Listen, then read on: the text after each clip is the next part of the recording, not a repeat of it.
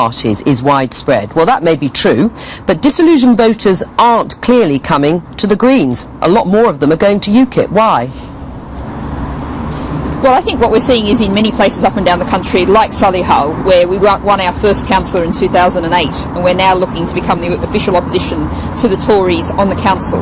People are turning to the Greens, and what we're seeing is that we're expecting to win new councillors up and down the country in London, Liverpool, Bristol, Oxford, and many other towns and cities. So we are seeing, we're growing our number of councillors, we're seeing steady growth, we're seeing big growth in Green Party membership. So we're very much going forward from a very solid base of solid policies, solid ideas, and the argument that we need real change in our society and a society that works for the common good.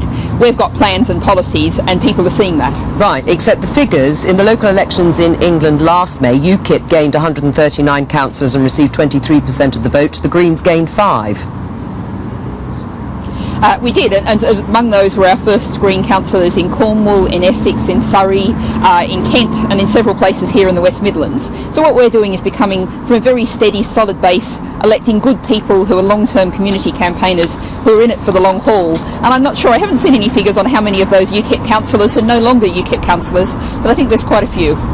Why should people vote for the Greens in local elections? Do you think people are put off because they've looked at Brighton, the UK's only Green council, which won't go down in the history books as an example of great governance, and they thought, well, if that's what you get in local government, we're not going to vote for them? Well, I think if people look at the record of Brighton and Hove Green Council as a minority administration, it has a very long list of achievements, from making the council a living wage council, to keeping all of the branch libraries open, which is something that's not happening in many parts of the country, to greatly improving the city's GC